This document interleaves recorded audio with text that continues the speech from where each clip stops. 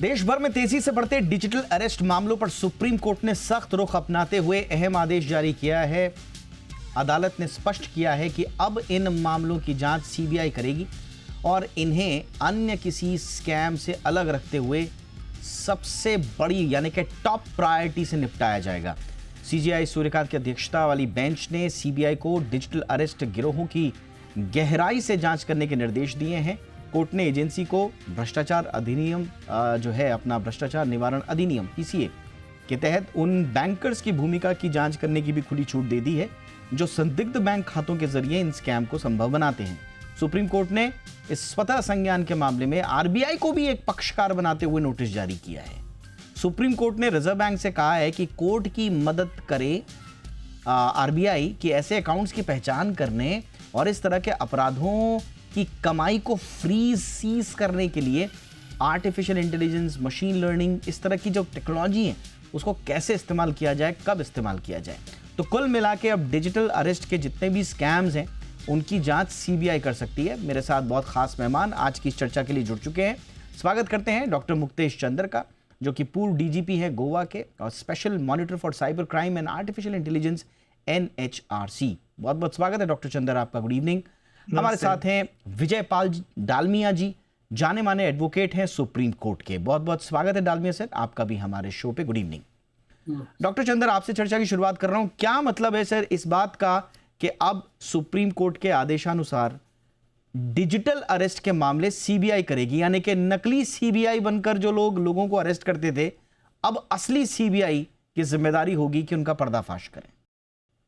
देखिए, ये बहुत ही आवश्यक स्टेप था जो बहुत दिनों से इसका इंतजार भी किया जा रहा था। मैंने बहुत बार इस बात का चर्चा किया था क्योंकि जो साइबर क्राइम और की नेचर है वो इतनी पिक्यूलियर है कि उसके लिए एक सेंट्रलाइज्ड एजेंसी ही इन्वेस्टिगेट करे तो ज्यादा बेहतर है। विक्टिम कहीं और है, करने वाला साइबर क्राइम वो कहीं और है, बैंक अकाउंट्स कहीं और हैं, सिम कार्ड्स किसी और जगह के हैं और एक स्टेट पुलिस के लिए बहुत डिफिकल्ट होता है इस चीज को कवर कर पा पूरे इन्वेस्टिगेशन को इंडिया के अलग अलग हिस्सों में अलग अलग जगहों पे जाके इसकी चेन को, कड़ी को जोड़ना और उसके लिए सबूत इकट्ठे करना। तो सीबीआई, क्योंकि उसकी मौजूदगी हर स्टेट में है, ये बहुत जरूरी है कि इसको किया जाए और ये मैं कहता हूँ कि बहुत ही वेलकम स्टेप है कि कम से कम डिजिटल अरेस्ट के मामले में ये शुरुआत की गई है। हालांकि इसकी जरूरत बाकी साइबर क्राइम, जो फाइनेंशियल साइबर क्राइम्स हैं, उनमें भी इसकी जरूरत है और मुझे उम्मीद है कि धीरे धीरे बाकी चीजें भी इसमें कवर की जाएंगी, जैसा कि सुप्रीम कोर्ट की जजमेंट में ये बात आई है। जी। हालांकि इसमें एक विषय ये भी है कि स्टेट की रजामंदी का विषय आता है क्योंकि इन्वेस्टिगेशन, लॉ एंड ऑर्डर जो है वो स्टेट का सब्जेक्ट है। लेकिन एक पर्टिकुलर अमाउंट से ज्यादा अगर फाइनेंशियल लॉस हुआ है तो वो सुओ मोटो सीबीआई को ले लेना चाहिए। ऐसा एक कोई नियम कायदा हो तो आने वाले दिनों में ये बहुत इसमें जरूरत होगी। इतने सारे स्टेक होल्डर्स हैं, बहुत सारी अच्छी जजमेंट है जिसमें सिम कार्ड सर्विस प्रोवाइडर है, इंटरनेट सर्विस प्रोवाइडर है और दूसरी बात जो मैं कहना चाहता हूं कि ऐसा ही सिस्टम यूके में भी है। जो नेशनल क्राइम एजेंसी है यूके की, वो ऐसे ही करती है। जो सीरियस और ऑर्गेनाइज जी। साइबर क्राइम्स हैं हाँ। वो नेशनल एजेंसी उसको टेकअप करती है। तो मैं समझता हूँ कि इसकी बहुत ज्यादा जरूरत थी, जो सरकार को एक्चुअली करना चाहिए था। लेकिन खुशी की बात है कि सूट कॉग्निजेंस लेके एब्सोल्युटली। जो सुप्रीम कोर्ट ने इसको आगे बढ़ाया है और इसी से मैं आऊंगा क्यों सर इस हुए। पे। एक इंपॉर्टेंट बात इसमें ये आएगी कि क्या सीबीआई के पास क्या इतना वर्कफोर्स, क्या इतने सारे already cases and then digital scam, और ये डिजिटल स्कैम तो सर इतने आम हो गए कि इसमें जो स्कैम का दायरा है वो कुछ लाख से लेकर करोड़ों तक जा रहा है। तो सीबीआई क्या वाकई में इतने सारे केसेस को सुओ मोटो लेवल पे ले पाएगी, नहीं ले पाएगी, मैं इस पर भी बात करूंगा। बट विजयपाल सर आपके पास आ रहा हूं। कितना हम आश्वस्त हों सर इस बात से, क्योंकि कुछ केसेस के मामलों में सुप्रीम कोर्ट ने सेंट्रल गवर्नमेंट को यह भी कहा था कि आप यूएन साइबर क्राइम ट्रीटी को आपने एक सहमति तो दी है बट उसे रेटिफाई नहीं किया है। अब जब तक आप उसको रेटिफाई नहीं करेंगे, इंटरनेशनल लेवल पे आपका इंटरपोल का इंटेलिजेंस शेयर नहीं होगा, कैसे होगा? तो आज का जो ऑर्डर है सर, क्या उसमें यह भी है कि यूएन साइबर क्राइम ट्रीटी को रेटिफाई किया जाए? इसके आदेश को थोड़ा सा बारीकी से बताइए सर, आसान भाषा में। एक्चुअल में जो आज का जो आदेश आया है, हम्म, ये एक चीज तो पहली बात ये इस बात को इंडिकेट करता है कि टोटल जो है स्टेट का फेलियर है। यानी कि सरकार अपनी तरफ से जो है जनता को जो है सुरक्षा प्रदान नहीं कर पाई है, और जिसकी वजह से एक सुओ मोटो एक्शन के तहत, यानी कि स्वतः संज्ञान लेते हुए सुप्रीम कोर्ट को इसमें इंटरफियर करना पड़ा है। और ये इंटरफियरेंस भी जो है बहुत जल्दी आ गया, इन दी सेंस के अक्टूबर में जो है ये सुओ मोटो एक्शन लिया गया था, और आज हम 1 दिसंबर में बैठे हैं और एक बहुत महत्वपूर्ण जो है फैसला ये आ गया है। दूसरी बात, सुप्रीम कोर्ट ने अपने डायरेक्शंस में ये भी कहा है कि सीबीआई जो है वो इंटरपोल के साथ कोऑपरेट करे। इंटरपोल के साथ कोऑपरेट करने के लिए जो रेटिफिकेशन की आप बात कर रहे हैं ट्रीटी की, तो ऑटोमेटिकली सरकार के ऊपर एक ये दबाव बनेगा कि उस ट्रीटी को रेटिफाई करे, और रेटिफाई करने के बाद तभी जो है सारा म्यूचुअल कॉपरेशन इंटरपोल की एजेंसीज के थ्रू जो है वो संभव हो पाएगा डिफरेंट कंट्रीज के साथ। तो इसमें जो है बहुत एक वाइड डायरेक्शंस दी गई हैं सर। क्या उन डायरेक्शंस के हाँ, डालमिया सर, क्या राज्यों के लिए भी कहा गया है? क्योंकि हम देखते हैं कि कई राज्यों में अलग अलग एफआईआर, और कई राज्यों में हम पॉलिटिकल रीजन से देखते हैं कि वो सीबीआई को भी पॉलिटिकल रीजन से कब प्रायोरिटी देनी है कब नहीं, ये तय किया जाता है।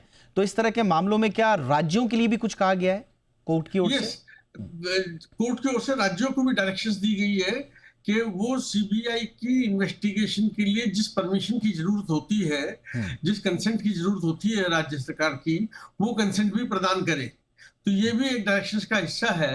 एंड अब जो है ये एक बाध्यता होगी राज्य सरकारों के ऊपर कि वो सीबीआई को डिजिटल अरेस्ट के मामलों में अलाउ करे इन्वेस्टिगेशन अपने राज्य। ये बड़ा इंपॉर्टेंट एस्पेक्ट है कि कोर्ट ने मतलब एक ही आदेश में तमाम पक्षों को, तमाम चिंताओं को समाहित करते हुए एक समग्र आदेश देने की कोशिश की। अब देखते हैं इसका इम्प्लीमेंटेशन कैसे होता है। बट डॉक्टर चंदर, अब आते हैं कि वर्कफोर्स का जो सीबीआई की कितनी कैपेबिलिटीज़ हैं, अब इसके बारे में बहुत ज़्यादा हम लोग जानते नहीं हैं। बट हम जानते हैं कि इस तरह के मामलों में एक ही व्यक्ति के नाम पर दर्जनों गढ़ सिम कार्ड लिए जा रहे हैं, अलग अलग राज्यों में अलग अलग एफआईआर हो रही हैं, एक ही गिरोह पर हजार से ज्यादा एफआईआर अलग अलग राज्यों में हो रही हैं। सीबीआई के लिए कितना बड़ा ये टास्क होगा? फिर आपको विदेश में जो बैठे हुए हैं, म्यांमार में, कंबोडिया में, लाओस में, दुबई में, यहां पर जो बैठे हुए हैं, तो सीबीआई एज ए एजेंसी, उसके लिए कितना बड़ा चैलेंज होगा सर इस तरह के मुद्दों को टेकअप करना? मैं समझता हूं कि इसमें चैलेंज तो नहीं होगा, ये कठिन जरूर है। क्योंकि उन्हें अपनी वर्कफोर्स बढ़ानी पड़ेगी, उन्हें स्टेट से कुछ और ऑफिसर्स को डेपुटेशन पे लेना पड़ेगा।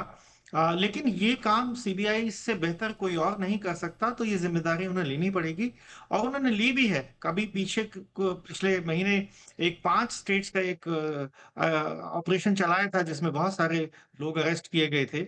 तो ये जरूरी है कि ये किया जाए, और जहां तक देश के अंदर जो साइबर क्रिमिनल्स बैठे हैं उनको पकड़ना बहुत आसान है अगर सभी इसमें स्टेक होल्डर्स सहयोग करें, जैसे सिम कार्ड सर्विस प्रोवाइडर हैं, बैंकिंग चैनल्स हैं, और इंटरनेट सर्विस प्रोवाइडर्स हैं, वीपीएन सर्विस प्रोवाइडर हैं, वगैरह वगैरह।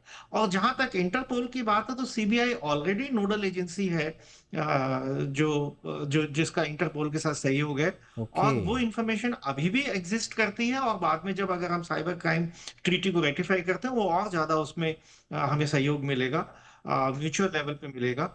इंटरपोल के थ्रू जाने की जरूरत नहीं पड़ेगी। लेकिन ये मैकेनिज्म ऑलरेडी एग्जिस्ट करता है। सिर्फ जो इशू है वो ये है कि स्टेट गवर्नमेंट्स भी इसमें सहयोग करें। जैसा हम जानते हैं कि जामताड़ा जैसे जगह है, मेवात का इलाका है, और बहुत सारे ऐसे गढ़ बनते जा रहे हैं साइबर क्राइम के। ये स्टेट पुलिस के लिए बहुत अच्छा मौका है कि वो इन गैंग्स के ऊपर सीबीआई की मदद से बिना किसी पॉलिटिकल इशू को रेज किए इसमें सहयोग करे, ताकि इस भयंकर क्राइम से, जिसमें बहुत लोगों की जान तक जा चुकी है, उससे निजात हमें मिले।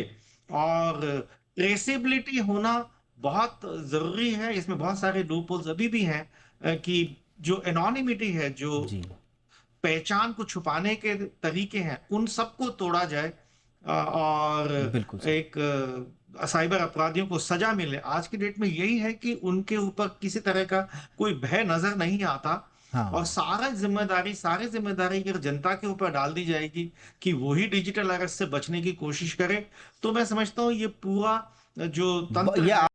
आपने बिल्कुल डॉक्टर चंद्र, आपसे पहले भी बातचीत हुई, आपने बिल्कुल सही बात बोली कि अक्सर पूरा का पूरा तंत्र, चाहे वो सरकार है, चाहे वो तंत्र है, चाहे वो मीडिया है, वो हर चीज लाकर यूजर पे छोड़ देती है कि साहब आप ही जागरूक बनिए, आप ही का लालच होता है, आप ही का भय होता है। इसलिए एक अब पहली बार अगर कोर्ट के कहने पर अगर सीबीआई को, लेकिन जैसा परत दर परत पता चल रहा है डालमिया सर, अब बैंक अधिकारियों पर भ्रष्टाचार की जांच का जिम्मा अगर आपने, ठीक है, सीबीआई को फ्री हैंड दे दिया कोर्ट की नजर में, अब लेकिन फिर वहां पर क्लैशेस भी तो कितने होंगे सर। अभी आरबीआई का जो गोपनीयता का दिशा निर्देश है, फिर आरबीआई की एआई की उपयोगिता पर अपनी उसकी लिमिटेशंस हैं। कोर्ट आरबीआई से कह रहा है कि आप एआई लगाओ, मशीन लर्निंग लगाओ, फ्रॉड अकाउंट फ्रीज करो, लेकिन आरबीआई के पास इतने संसाधन होते, तकनीकी क्षमता होती तो पहले ही हो जाता है ये सब काम। और जिस बैंक अधिकारी की मिलीभगत की जांच करने के लिए सीबीआई जाएगी, फिर बैंकिंग के इंटरनल रूल्स लॉज वो सीबीआई की काम में आड़े नहीं आएंगे सर? नहीं, मेरी ओपिनियन में जो है सीबीआई के काम में जो है ये सब कोई चीज आड़े नहीं आएगी। हाँ। उसके लिए क्या है कि सभी जगह एक एग्जम्पशन दी हुई है अच्छा। कि स्टेट सब्जेक्ट में, यानी कि स्टेट के काम में जो है these all authorities have to cooperate, यानी कि इन सभी जो है अथॉरिटीज को कोऑपरेट करना पड़ेगा। अगर पुलिस कोई इंफॉर्मेशन जो है डिमांड करती है तो पुलिस जो है बाध्य है, उस बैंक जो है बाध्य है उस पर्टिकुलर इंफॉर्मेशन देने के लिए। तो ये कोई हैंडीकैप नहीं है। हैंडीकैप यहाँ पे एक ही आ रहा है, वो ये है कि एक तो सीबीआई को जो है वो इन्फॉर्म करने का, उसको रिपोर्ट करने का मैकेनिज्म क्या होगा इस पर्टिकुलर सिनेरियो में, डिजिटल अरेस्ट के सिनेरियो में। रीजन क्या है कि डिजिटल अरेस्ट के सिनेरियो में जो एफिशिएंट त्वरित एक्शन है सीबीआई के पार्ट पे, यानी कि स्टेट अथॉरिटीज के, एनफोर्समेंट अथॉरिटीज के पार्ट पे, कि कितनी जल्दी वो एक्ट करते हैं, कितनी जल्दी वो अकाउंट को फ्रीज करते हैं, कितनी जल्दी वो ट्रेस करते हैं और कितनी जल्दी जो है पैसा रिक्लेम कर पाते हैं, ये सारी चीजें बहुत जरूरी होगी। और इसके लिए कोई हैंडीकैप नहीं है, ऐसा कुछ भी नहीं है कि वो लोग इंफॉर्मेशन के लिए उनको एक चैनल्स के थ्रू जाना पड़ेगा। ऑफिसर से अगर कोई इंफॉर्मेशन मांगी जाती है, बैंक जो है वो उसके लिए बाध्य है इंफॉर्मेशन देने के लिए। ओके, बहुत सारी इस पे चीजें हैं जिसमें परत दर परत कानूनी पेचीदगियां भी हैं, लेकिन जैसे सर बता रहे हैं कि ये इतना ज़्यादा मुश्किलात पैदा नहीं करेंगे, तो हम उम्मीद करते हैं कि इस पूरे नया जो सिस्टम बने सीबीआई के पास जाए, उससे ये डिजिटल अरेस्ट का जो बहुत बड़ा जाल देश में फैल चुका है, इससे लोगों को निजात मिले, कम से कम मैक्सिमम सिक्योरिटी मिले, ये ऐसी उम्मीद करते हैं। और जाते जाते हम वही कहेंगे जो डॉक्टर चंद्र ने अभी बात कही, तंत्र मजबूत होना चाहिए, सरकार मजबूत होना चाहिए, जागरूक ग्राहक भी होना चाहिए, लेकिन प्रवृत्ति ये नहीं होनी चाहिए कि हर चीज़ आप ग्राहक पर थोप दें। उस दिशा में ये बड़ा इंपॉर्टेंट कदम है। थैंक यू सो मच, आप दोनों ने वक्त निकाला। विजयपाल डालमिया सर, बहुत बहुत शुक्रिया आपके समय के लिए। Thank you so much doctor Muktesh Chandra sir, आपके समय के लिए।